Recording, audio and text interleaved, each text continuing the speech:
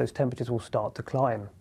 As for Monday itself, with a very wet days in store across some western and southwestern areas, particularly across the southwest of England, some very heavy rain developing here at times.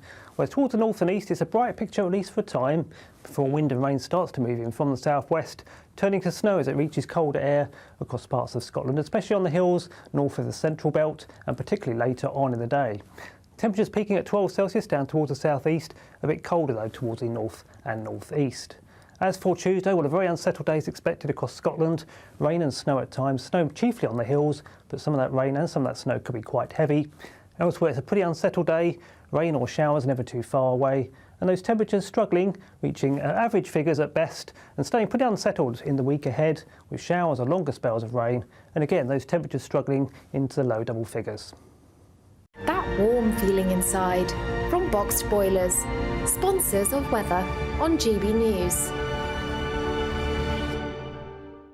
Time is ticking on your chance to win the Great British Giveaway. There's a massive £12,345 in tax-free cash to spend however you like, along with £500 in shopping vouchers for your favourite store, a games console, a pizza oven and a portable Sonos smart speaker. And the best news? You could be our next big winner just like Phil. Didn't quite believe it and still can't. And if I can win it, anybody can win it. For another chance to win the vouchers, the treats and £12,345 in tax-free cash, text GBWIN to 84902. Text costs £2 plus one standard network rate message. Or post your name and number to GB03 PO Box 8690 Derby DE1 9TT. UK only. Entrance must be 18 or over. Lines close at 5 p.m. on Friday the 29th of March. Full terms and privacy notice at gbnews.com/win. Please check the closing time if watching or listening on demand. Good luck. Join me, Camilla Tominey, every Sunday at 9:30 when I'll be interviewing the key players in British politics and taking them to task. This report basically says that he's not fit to stand trial. With an upcoming election looming over Westminster, now is the time for clear, honest answers. I agree. And that's precisely what I'll get. Is he indecisive? Incompetent? That's the Camilla Tominey Show at 9:30 every Sunday on GB News, the People's Channel, Britain's election channel. GB News is the home of free speech. We were created to champion it, and we deliver it day in, day out. Free speech allows us all to explore and debate openly the issues most important to us, our families, and of course, the British people. Having challenging conversations to enlighten each other. Which is why we hear all sides of the argument. We are the People's Channel. We will always stand by the freedom to express yourself. On TV, radio and online. This is GB News, Britain's news channel. I'm Michelle Dewberry, and I'm not here to tell you what to think. I'd much rather hear what you have to say. So, send in your opinions to gbviews@gbnews.com. Keep them clean, and you never know, I might read them out. With my panel here on Jubes & Co, we debate, we get stuck into the issues of the day on a show where all views are welcome, especially yours. GB News, the People's Channel, Britain's news channel. 2024, a battleground year. The year the nation decides. As the parties gear up their campaigns for the next general election. Who will be left standing when the British people make one of the biggest decisions of their lives? Who will rise? And who will fall? Let's find out together. For every moment, the highs, the lows, the twists and turns. We'll be with you for every step of this journey. In 2024, GB News is Britain's election channel.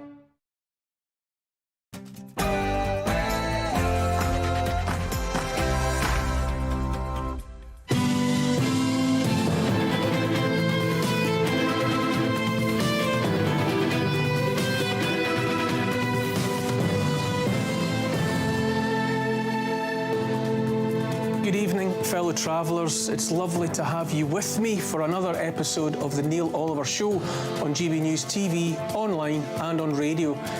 This week, I'll be talking to one of the lead campaigners of the infected blood scandal that affected tens of thousands of people between 1970 and the early 1990s. Jason Evans lost both his father and his uncle to transfusions and has worked tirelessly for justice ever since. I'll be asking why some American politicians are keen to take control of the TikTok platform platform? Is it ethical? What does it mean for free speech? Associate Director at the Academy of Ideas, Alistair Donald, joins me to discuss. Plus, plenty of discussion with my panellist, political commentator and intellect, Frank Furedi. But first, an update on the latest news.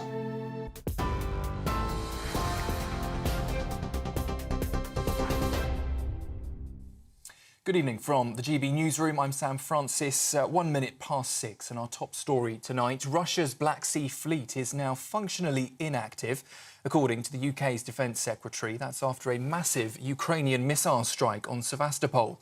For those watching on TV, this was the moment that the Russian Navy vessels in the area were targeted and struck.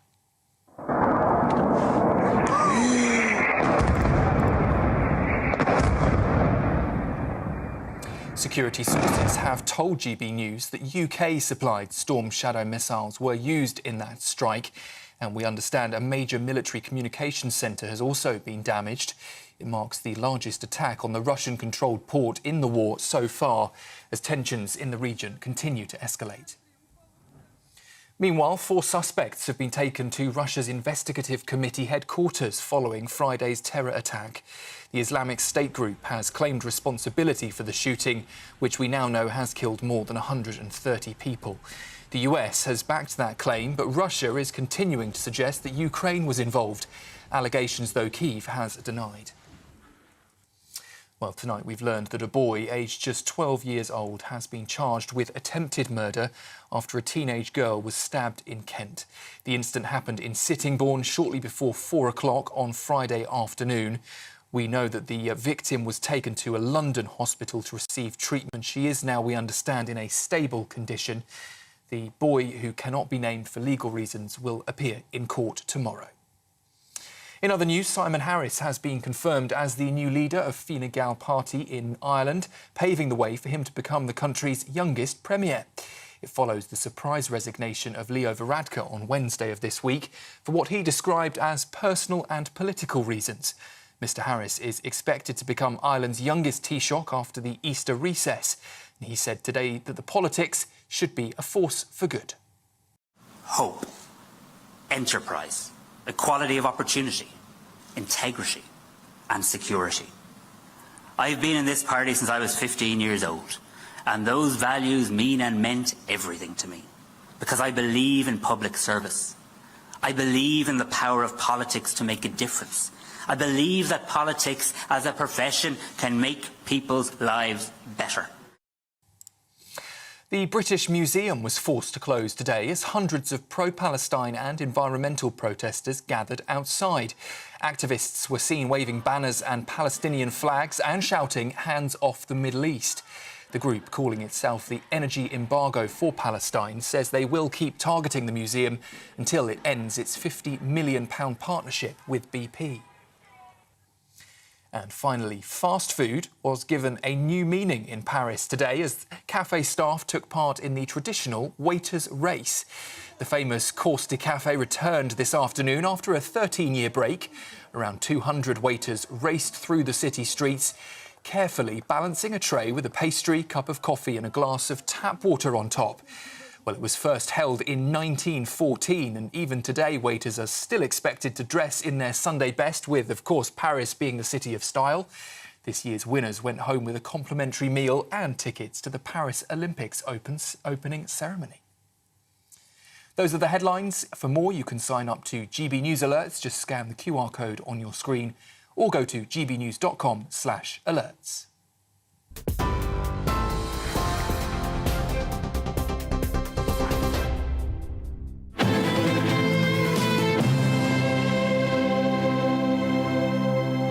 It's been a bad year for poor people inadvertently occupying desirable beachfront property. It would appear that acquisitive eyes have recently turned towards Gaza, where the rubble of Palestinian homes rests on valuable real estate, overlooking the sapphire blue waters of the Mediterranean Sea. US President Joe Biden's proposed port construction on the coast there, ostensibly to enable delivery of humanitarian aid, will apparently be built in part with that rubble. Rubble salted with the bones of Gazan men, women and children, tens of thousands of them killed so far in the war described as plausible genocide by the International Court of Justice. Any of it might be bulldozed into the sea as foundations for that new harbour, giving convenient access to that open-air prison. That's some monument in prospect, buried at sea.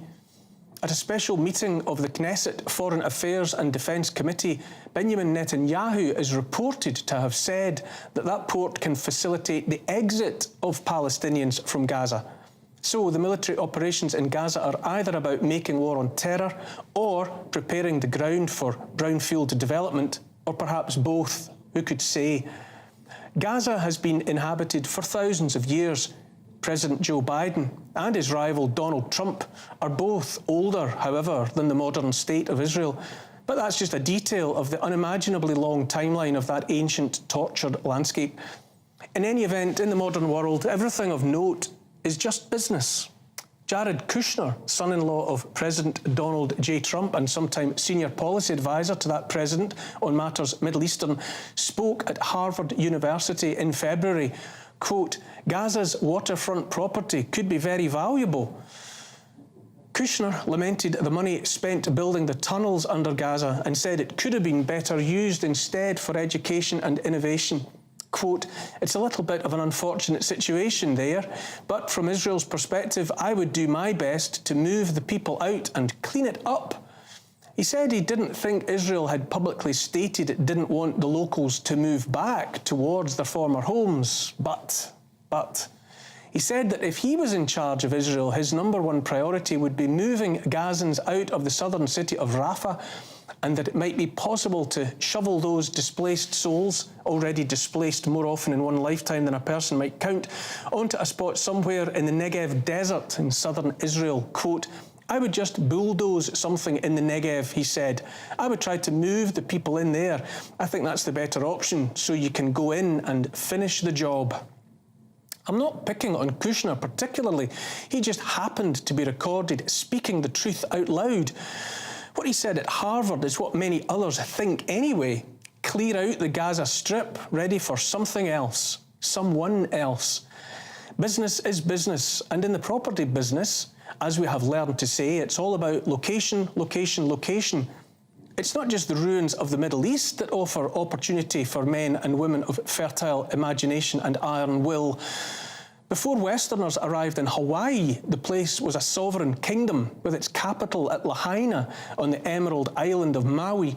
Last year, the worst US wildfire in a century incinerated the place, killing around 100 people and destroying at a stroke 3% of the island's housing stock, much of it featuring the sort of sea views and beach access desired by some of the world's wealthiest people. Native Hawaiian residents, working class among them, had fought for decades to resist development, but in a matter of hours, they lost everything anyway. In the aftermath, they were displaced, but while their homes were gone, their mortgages were not, and those still had to be repaid. Many struggled in all sorts of ways, taking refuge in all sorts of temporary accommodation. Suicide rates went up. There was a spike in the number of calls to a hotline for victims of domestic violence. Many also fear big-time developers will move in on Lahaina and build the kind of luxury homes and condos they cannot afford. Many questions remain about the Maui fire, how it started, how it was handled or mishandled. Many wonder who will buy those latter-day palaces. Business is business, and now, out of the mouths of individuals like Kushner, we hear it clearly said. War is business too, indeed a racket, according to Major General Smedley Butler, that most decorated US Marine, who said war was no more and no less than the oldest, most profitable and most vicious racket of them all. A racket being the business of organised crime, of organised criminals. And now in the 21st century, we see the business of war, the racket of war, exposed in all its whorish splendour as never before. The war in Ukraine is also for profit, of course. Hundreds of billions of dollars, pounds and euros worth of profit for Boeing, Raytheon, Lockheed Martin, Northrop Grumman and the rest of the international arms industry, and everyone else with access to the great money laundry service that is Ukraine. From Washington to London to Paris and back again, the cash tills are ringing. The human traffickers are making record profits too, in Ukraine, in borderless America. Money, money everywhere, unless you're poor. And then there's the prospect of hundreds of billions more profit.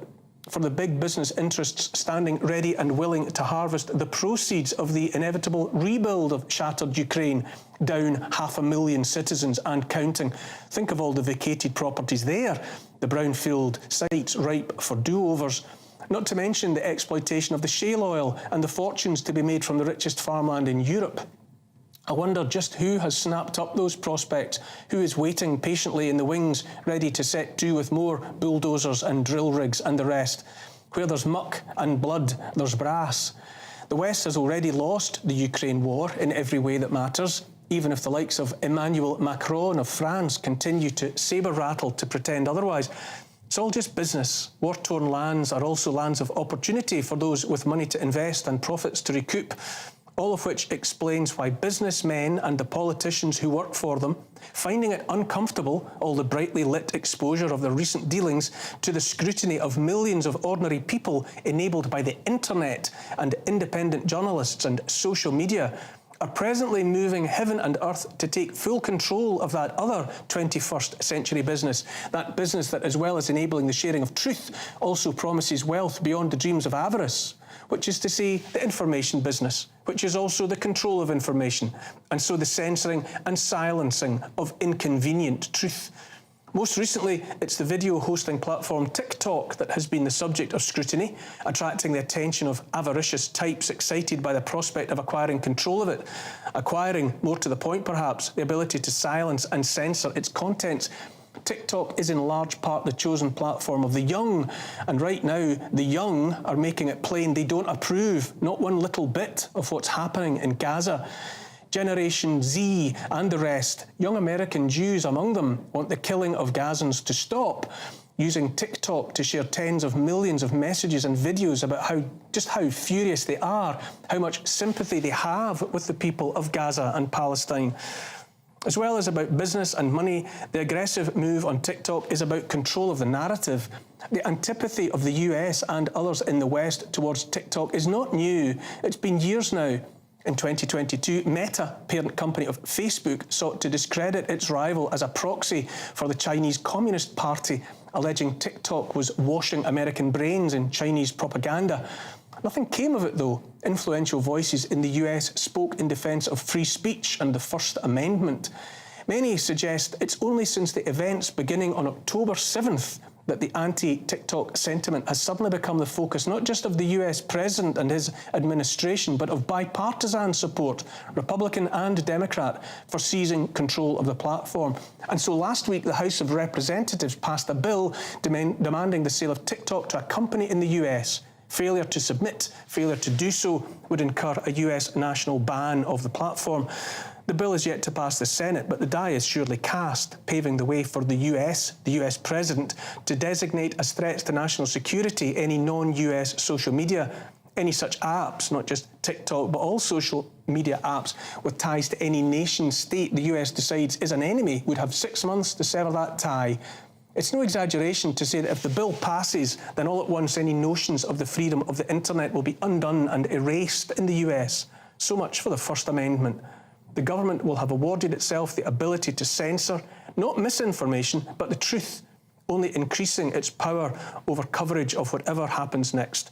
There's no disguising what's really going on, what it's really all about. It's about money and the control money buys. It's about the centralising of power in all its forms, the pursuit of profit facilitated by war, by the abuse of people. Abuse without consequences is a filthy, rotten business, and it stinks to high heaven. It certainly doesn't look good when the necessary dealings are exposed for all to see. Here's the thing, any righteousness the West ever had is dead, a corpse of a thing. You can put lipstick and perfume on it, but it's still ugly and it still stinks. The powerful care not a jot for democracy, for the rights and freedom of the people. They care about money, control and power. And so now the necessity for the powerful is to take ultimate control once and for all of the information, which means taking control of the internet. This week it's TikTok, but that's just the template for something bigger, something all-encompassing. If they succeed, then it's game over. I'm joined this week by the Emeritus Professor of Sociology, Frank Furedi. Frank, the feeling all the time I get is that one government after another demonstrably doesn't trust the people. and so needs to take control of everything that the people do and how they share information. Yeah, I mean, I think they kind of given up on the people. And from their point of view, the people are regarded as uneducated, slightly unable to understand the complexities of life. They kind of look down on the people in such a strong, patronizing way. But not just that, they blame the people for their own mistakes. So whenever something goes wrong within governments, it's never their fault. It's somehow the people misunderstood it, the people didn't follow the right orders. And what you now have is a situation where they've changed their vocabulary to the point at which they use the word populist and populism as a shorthand for saying that the people somehow are bad, they cannot be trusted. We need to almost insulate ourselves from the people in order to get on with the business of governing. And I don't know if you noticed this, something new has happened, which is that historically governments were in the business of passing laws that were demanded by the people. They were passing new things that people wanted. Whereas today, whenever new laws are passed and whenever there are new things that are put on the statute books, it's not the people that have asked for it.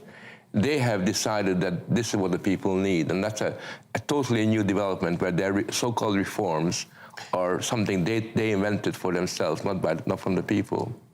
In what sense can that be described meaningfully as democracy? Well, it is democracy because democracy is imperfect and unfortunately it's not really working all that well. But you can see hints of democracy coming to the fore. Take the Irish referendum recently. There the government imagined that they can just carry on and shove down people's throats their view of the world. They basically said that the family is not what we used to think, a man and a woman, and marriage. It's what they call it any durable relationship. And they thought, well, the Irish people are too stupid to pick up on this. Let's have a referendum. And of course, the people listened, and the referendum gave them a chance to show that democracy can actually work. It makes you wonder what is the future of referenda. Because obviously Brexit delivered a result that the authorities did not seem to be ready for, and then you cite another example in the recent Irish referendum. Surely the state will be learning that referenda are problematic, to say the least. It is, and I think for our part we have to really promote the idea of referendum. So whenever something new comes through, we should insist that, okay, well, if you think this is important, well, why don't you consult the electorate, let them decide, yea or nay. And it seems to me that one of the ways in which the democratic deficits in Western Europe can be corrected or minimized is by allowing the people to have more access to referendums. I think that's the way forward. Hear, hear. We're on a break already, after which I'll be joined by the founder member of Factor 8, a group set up by Jason Evans to try to get some sort of justice for all those affected by the infected blood handed out in the early 1990s. You're watching the Neil Oliver Show on GB News. Don't go away.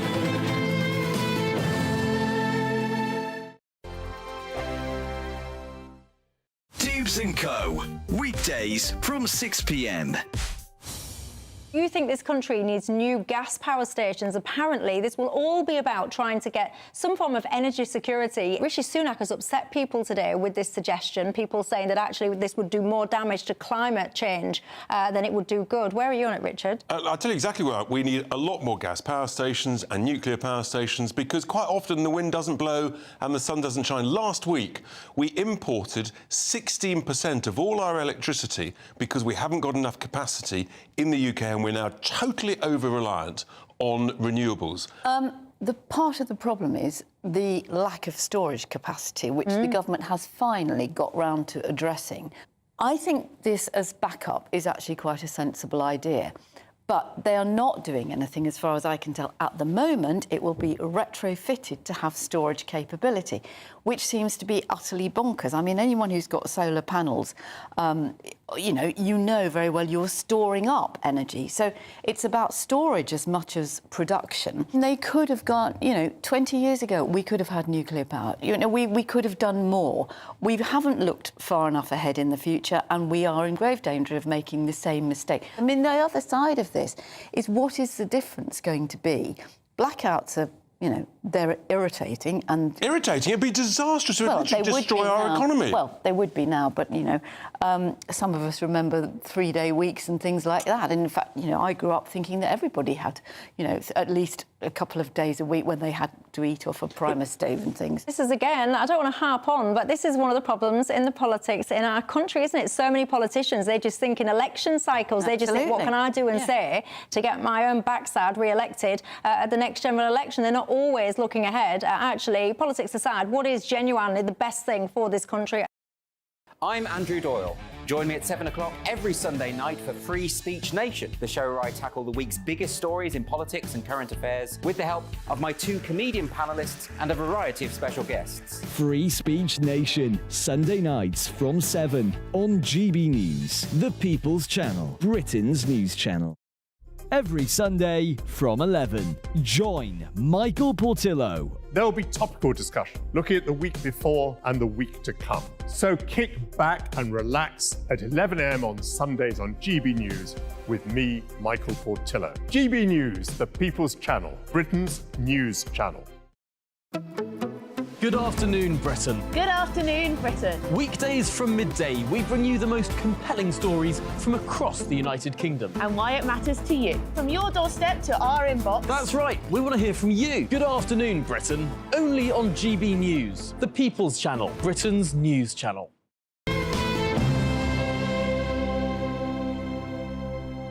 Welcome back to the Neil Oliver Show. To give you a little bit of background to my first guest this evening, Jason Evans lost his father, Jonathan, when he was just 4 years old, back in October of 1993. Jonathan was infected with both hepatitis C and HIV from infected factor VIII blood products. Jason also had an uncle who was infected with both viruses and died in 1996.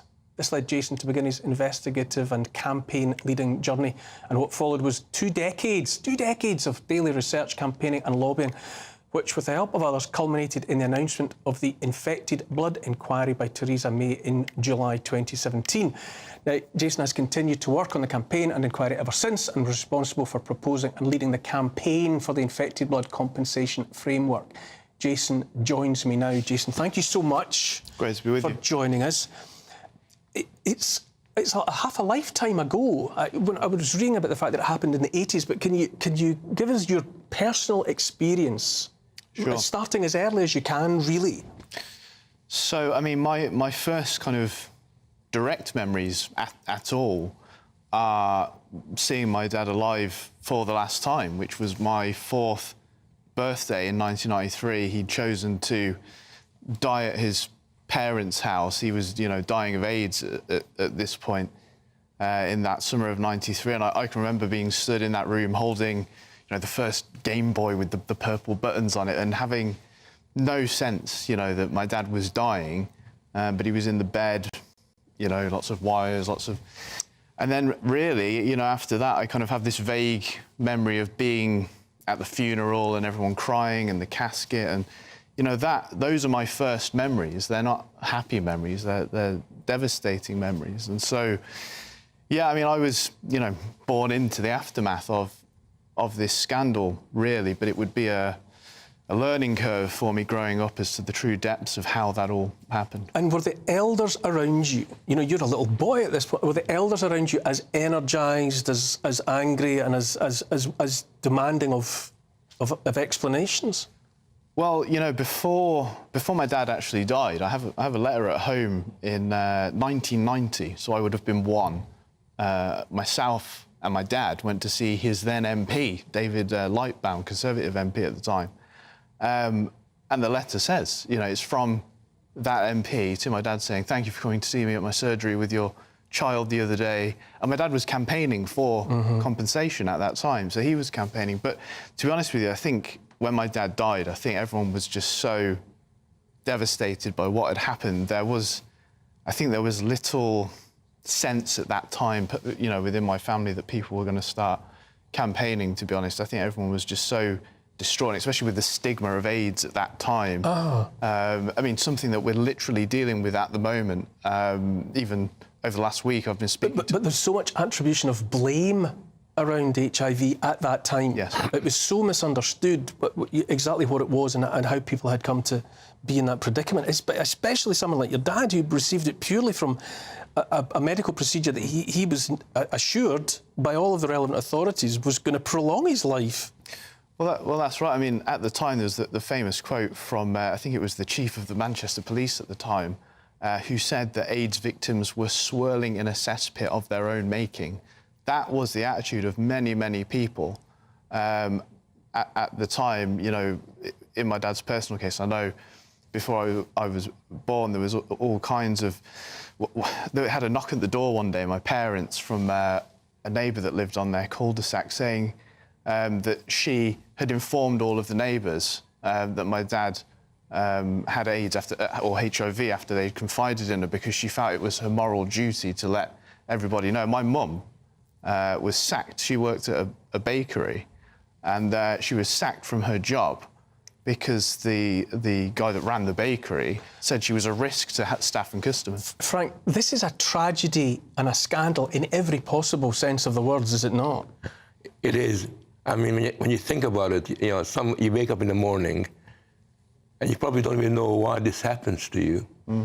And you kind of wonder, well, where is it going to lead to? And you realize that somehow these forces beyond your control have turned your world upside down and are going to lead to your death. That's just that is almost like a Greek tragedy in the making. Where are you with the campaign now? I mean, it's been decades. Has anyone been compensated? Is there any worthwhile development in the story? So, yeah, I think, you know, just picking up there about things being outside of people's control, I think it's really important for people to understand, with the blood scandal, what's really at the centre of it it's not blood transfusions. It was this blood product called Factor VIII, which was made by mixing together tens of thousands of plasma donations from often high-risk donors from, you know, I'm sure people have heard from American prisons, Skid Row locations, etc., mixing them all together. And from drug addicts and other people who had been mixing their blood. Exactly. And then it's turned into this freeze-dried white powder, which can be then dissolved. And the problem is, you get one infected donor, infects the whole batch, and every single bottle of Factor VIII was infected with hepatitis C through the 70s and then a large portion in the 80s. But where we are with the campaign now, so people who were infected who are still alive or bereaved widows in October 2022 received an interim compensation payment of £100,000, which was welcome, but the problem with that was 2/3 of bereaved families are from where a person died not in a relationship. So, for example, 380 of the HIV victims were children, and more than half of those have died. So basically, if you died and you weren't in a relationship when you died, so far your family has got nothing. And we're talking about some of the very worst cases. Just one example, it's truly heartbreaking. In our community, there's a guy called Sam Rushby. His father was infected with HIV, unwittingly infected his mother, who was pregnant, gave birth to a HIV-positive daughter, who the daughter died at 3 months old, but his whole family was dead from AIDS by the time he was 3 years old. No compensation in that case. And the fight just goes on? On and on, grinding away daily. The government, right now, their position is they're not doing anything more until the inquiry publishes its final report on the 20th of May. But the inquiry was very clear last April in 23, don't wait for the final report. So Brian Langstaff, the chair, said to the government, do this now. Get on with the compensation, make interim payments to the bereaved families, but the government haven't moved. I'm running out of time now. I will hope that you can come back and update us on this story again, but thank you for bringing it to our attention at the moment. Jason Evans, thank you. Another break, which is what it's all about. I have to keep on breaking. I will be joined afterwards by author and social commentator Alistair Donald to talk about whether TikTok in America may be on borrowed time. You're watching Neil Oliver on GB News. Don't go anywhere.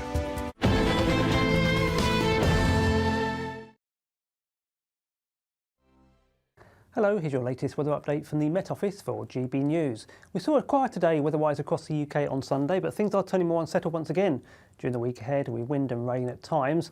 A ridge of high pressure brought a quieter day on Sunday, but low pressure is already gathering towards the west and that will move in during the week ahead to return to unsettled conditions. Wind and rain already arriving across the west and southwest of the UK through the overnight period.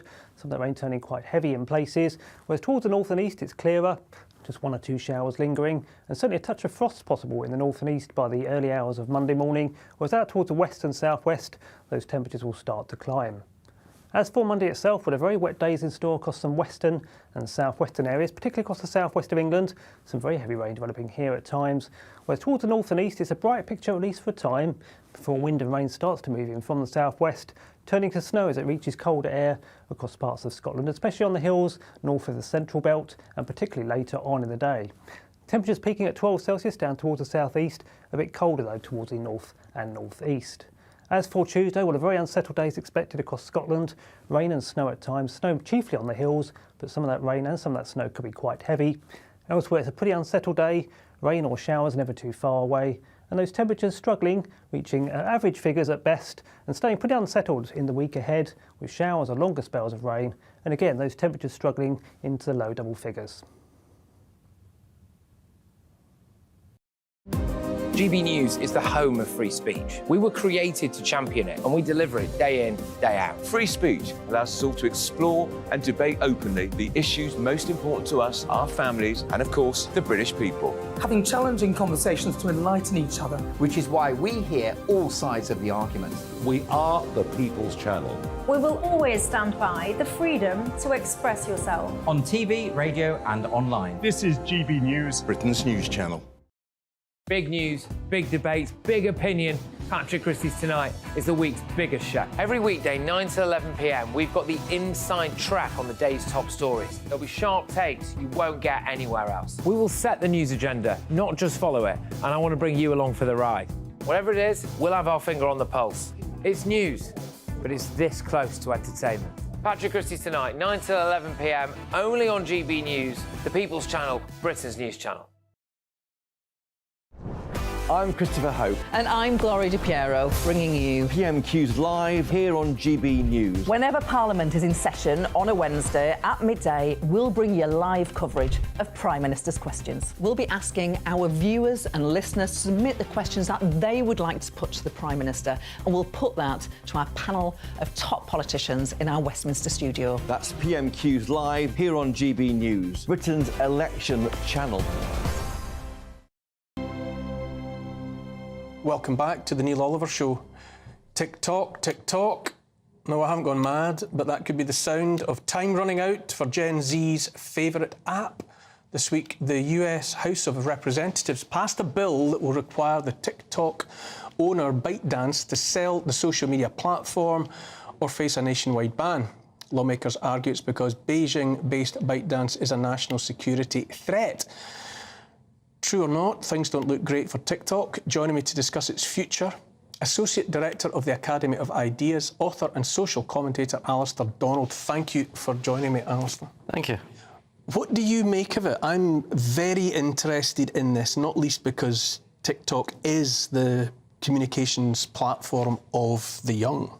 Yes, and about 100 million Americans, I think. So obviously it's quite a big deal. How do you read this sudden? And it is sudden. This is an attitude towards TikTok that's been floating about for years and getting no traction. Now there's bipartisan support. Yeah, well, about 4 years ago, I think Trump was talking about banning it. It's come back because of the bill going through the House just now, which is obviously under Biden and has very much got bipartisan support in terms of the vote that went on last week. So it's not one party or the other. It seems to have cross-party support, and there seems to be quite a firm desire to deal with it. And why now? I mean, it's a leading question, but always the attitude has been that it was a means by which China and the Chinese Communist Party were washing American brains in propaganda, and that wasn't getting anywhere. Now, given recent events in the Middle East, it seems to have come back because people are upset at the way in which the young, TikTok's main users, are sharing information about the war in Gaza?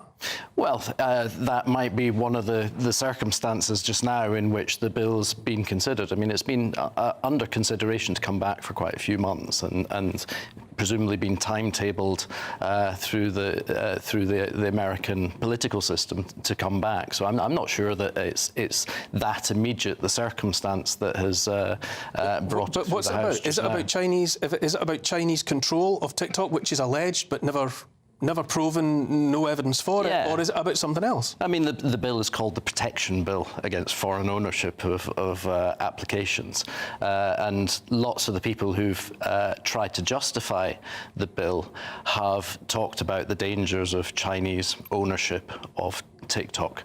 That is, I think, overcooked. It's largely an international company owned by venture capitalists with a relatively small amount of state ownership. But also, it's quite interesting that the justifications for doing it these days kind of fuse into discussions about the more general dangers of TikTok. So it is a little bit like those that want to ban it or change the ownership situation so that a Chinese company can't own it, are a little bit confused about the justifications for it. So Frank, probably... Frank, how do you read it? You know, I mean, just recently, US intelligence had to admit that it could produce no evidence that TikTok had ever coordinated with Beijing. And when asked for evidence of TikTok's actual threat, an FBI spokesman said, "We have nothing to add." So if it's not about the threat from China... I think it's basically a protectionist measure to defend the American technology industry against foreign competition, because some of the people that have been in the forefront of pushing for this have been leading people in the tech sector who regard TikTok and its success as a rival that they would rather do without. And I think that's really been the really important thing. The American technology sector is really, really important. It's the most dynamic industry in the United States, and they are very much concerned about the fact that places like China have become formidable rivals for market shares, and I think that's really what has led to this over the years. That hasn't changed in recent years, even. TikTok and all it represents as a foreign presence has always, one would presume, posed that same threat to the tech industry. Why now? Suddenly it garners bipartisan support and it's all guns blazing to take ownership or shut it down. Well, you know, before all this, I mean, the last 12 months, there's been non-stop hysteria about TikTok, not just about China, but about the fact of what it's doing to young people in America. So the main panic that's been created about TikTok, the main justification for banning it in terms of censoring it, has been on the grounds of the fact that people need to be, particularly young people, need to be protected from this. And I think what has happened is that the cumulative effect of these panics about what it's doing to young people has created dynamics. So if you read the newspapers, even here in Britain, time and time again we hear stories that young people are committing suicide. Time and time we hear stories that young people are cutting themselves. They're doing all these horrible things because of TikTok influencers. And I think that's really, it is that which has really reached a peak point now that's been at stake here. What is the future then of freedom of speech, Alistair? I mean, these are the means by which, you know, Facebook, Google, TikTok, Instagram, these are the means by which people share ideas, pass information back and forth. If the US government is going to take control of one of these platforms, does that not provide the blueprint for big state just taking control of these information sharing platforms full stop? Yeah, I think TikTok and all the other social media are the new form of public square in many ways. So you want the freedom to be able to express yourself on these platforms. And over the last few years, we've seen more and more attempts to take control, both in Europe and the UK, but also in America. And the irony, I suppose, is that in some ways the controls that have been exerted or hope to be exerted on social media in America, you know, in some ways mimic some of the controls that have been exerted in China. So they're not exactly defending a free public space or a free social space. Where do people go? I mean, Frank and I were talking earlier about democracy. you know, which in essence is the people. You know, and the people make their decisions and call for change based on their understanding of situations. And if they can't freely choose between platforms from which to garner information, get informed and make decisions, then, you know, what is the future of democracy if people are only given access to information as sanctioned by their government?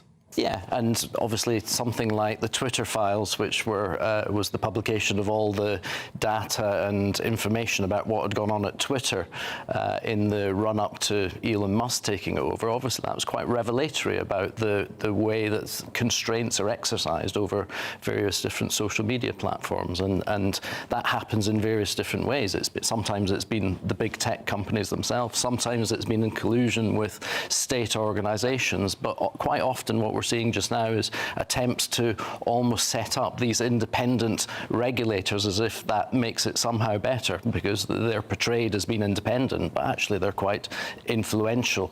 And you don't think it has anything to do with timing?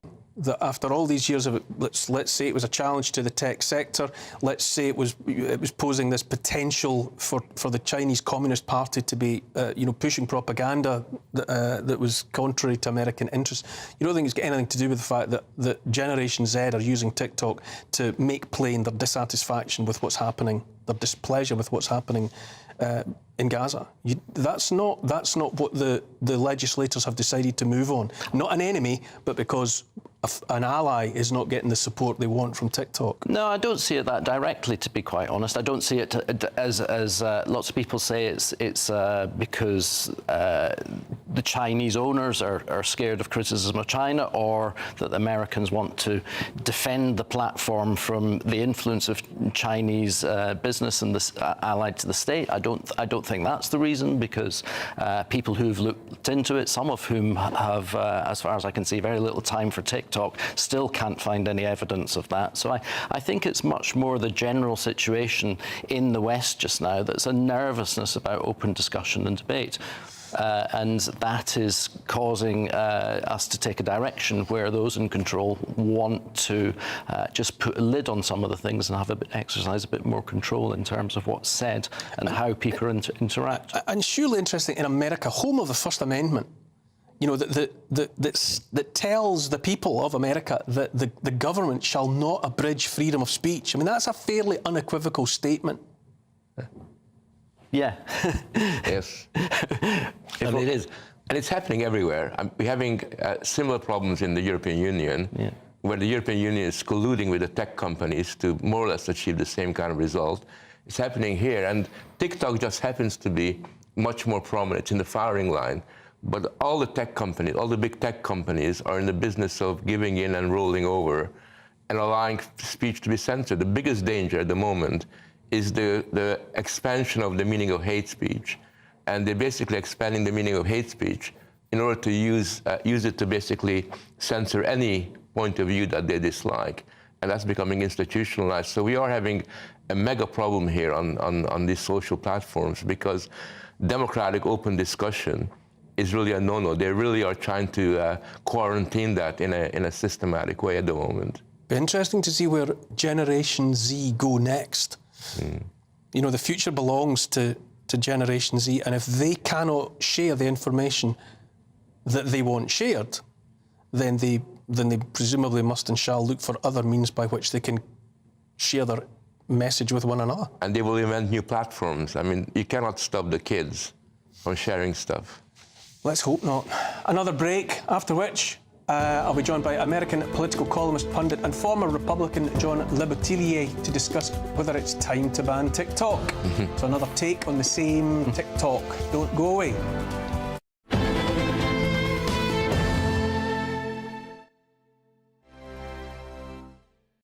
This is GB News, Britain's news channel. Can the Church of England not spend their money as they wish? The Church of England can do amazing things for this country and for the world, and I'm not sure why it's chosen to focus on this specific issue. You know, one of the causes that I've always thought the church was very good at were things called almshouses, which were basically houses that would be built on church estates for the needy. Not only did they want to spend £100 million on this fund, that they wanted to spend £1 billion on reparations as well. Well, why not spend 100 million or £1 billion on a new generation of almshouses, as opposed to just helping one group of people, black British people? Why not just help all people in need? Alex? Well, I just don't understand what the Church of England is trying to do. It's on its deathbed. Congregations have reduced. I mean, deathbed is maybe a little... Look, if we look over 20 years, it's dramatically lower than it used to be. And a lot of criticism from actual Christians come from the values that the Church of England are now propagating. And Justin Welby has a lot to answer for, because, you know, not only are we seeing in the news there's mass conversion of illegal immigrants to a gay mass system in the UK, but now we're seeing them spending money... And as Albie actually pointed out correctly, in a way that doesn't really benefit broader society, it benefits a very small group of people. So I just don't know where it's going to end. This committee has also said £1 million's not enough. It's 100 million, sorry. Church commissioners are now hoping for a target of £1 billion. I mean, it's woke nonsense, isn't it? You could make the argument that this is charity. Justin Welby's job is to be a virtue signaller, is it not? Charity discriminate? I mean, that's what he's saying. We're only going to give this to people from a specific skin colour or background. I don't think that's very Christian of them. I think the most exciting bit for me is talking to people. People who I think are ignored often by the major news channels.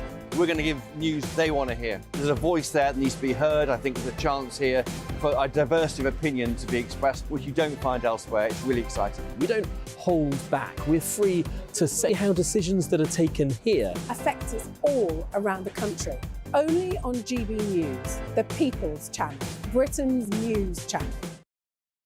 Join me, Camilla Tominey, every Sunday at 9:30 when I'll be interviewing the key players in British politics and taking them to task. This report basically says that he's not fit to stand trial. With an upcoming election looming over Westminster, now is the time for clear, honest answers. I agree. And that's precisely what I'll get. Is he indecisive?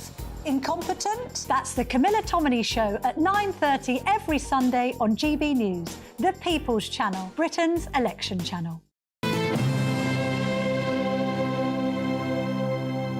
Welcome back to the Neil Oliver Show. Now, the US House of Representatives has voted through the euphemistically called Protecting Americans from Foreign Adversary Controlled Applications Act, which would essentially ban TikTok and the freedom of 170 million TikTok users to express themselves.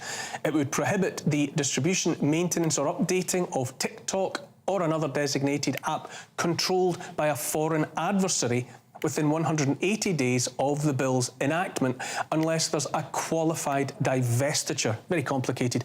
I'm joined now by former Republican Congressman and political pundit John Le Boutillier. Thank you for making time for us this evening, John. Thanks for having me. It's a very important topic and one of the few things in America that has united both Republicans and Democrats. And why is that? I know I'm aware of the fact that the bill has been around Washington for a number of years. Why the sudden bipartisan support at this moment in history? Well, first of all, it's only in the House of Representatives. The U.S. Senate hasn't taken this up yet, so we don't know that this will ever become law. But it did pass the House 2 weeks ago overwhelmingly in both, as I said, both parties supported it. And why? First of all, the evidence is clear that the Chinese Communist Party gathers information from the users of TikTok. And this is very alarming in the United States. I'm sure it's alarming in Great Britain, too. The idea that an adversary of the United States has the personal information of a third of the country's users, and especially young ones, and they can use that to do AI manipulated fake news as we head into an election year. It's Extremely worried. Can I just jump in at that point, John? Isn't it true, though, that the same data is readily harvested by all social media platforms, Facebook, Google, X, and so on, and it's all freely available for sale on the open market? In what way is TikTok able to harvest directly anything that isn't freely available in the marketplace anyway? Well, I don't know that the communist Chinese aren't getting the same information from Facebook, say Meta. Maybe they are, but they're definitely getting it because they own ByteDance, which owns a TikTok. And so when you sign up and fill out the stuff, it all goes to Beijing, for God's sakes. We know that. And it allows Beijing to come back through TikTok and manipulate. A third of America is watching stuff that could be produced in Beijing using AI and could be used to manipulate the elections this November. John, I know that... Just the name Red China. I mean, the public doesn't hate Facebook and Instagram the way they hate the Chinese Communist Party. I'll take that at face value, John, but I have to say that US intelligence has produced no evidence that TikTok has ever coordinated with Beijing. And when asked recently for evidence of TikTok's actual threat, an FBI spokesman said, "We have nothing to add." Despite all the speculation about Chinese propaganda, the FBI and others have not been able to point to anything specific and say, there it is. Well, something clearly has motivated almost 400 members of the House out of 432, so I have a few vacancies at the moment, to vote for this bill. So it's a very popular bill, but it's not the law yet. So we'll see, and maybe senators will ask these questions that you've raised. But I don't think you're going to find any doubters that, when in doubt, assume the worst out of Beijing. What about the fact that it is Generation Z, it's Gen Z that use it, it's young minds that are interested in TikTok. And since October 7th, many of those youngsters are sharing information about how unhappy they are with what's happening in Gaza and what's happening to Palestinians, calling for an end to the war there. It's not the timing that since October the 7th, TikTok has provided a platform for young Americans, young Jewish Americans among them, to make plain that they're not happy with what the state of Israel is doing in Gaza. You don't think that timing is more than coincidental? Well, except that of the 380 or some odd numbers of members of the House that voted for this bill, there were people who were pro-Israel and pro-Palestinian who voted for it. I don't think that's the issue that motivated. I think it's Red China and the Chinese Communist Party that is the one thing that can unify an otherwise divided political scene in the House of Representatives. Bear with me, John, while I also invite my guest in the studio, Frank Furedi, to be involved. What do you make of what John is saying? You know, very strong on how much opposition there is to Red China in the United States of America. I think there is, and I think that Red China serves as a conduit for uniting disparate forces for a very simple reason, that there seems to be a real concern about Chinese competition, about the ascendancy of China in a number of areas, the fact that China alone is the only economic entity that can seriously compete with the United States. And I think that kind of concern has consolidated over the last few years. And it's probably the main reason. It's rather than intelligence or manipulation or brainwashing, I think it's Chinese economic power that's at the roots of this discussion. And I think that's why we have a situation where both sides of the House have come together on this one single issue. John Labatelier, thank you very much for being with us this evening. The clock has beaten us, tick-tock, tick-tock, as they say, but thank you very much for your insights this evening. We can pick up this conversation another time, I hope. Thank you for now. You've been watching the Neil Oliver Show on GB News. Stay tuned for Free Speech Nation. That's next. I'll see you next week.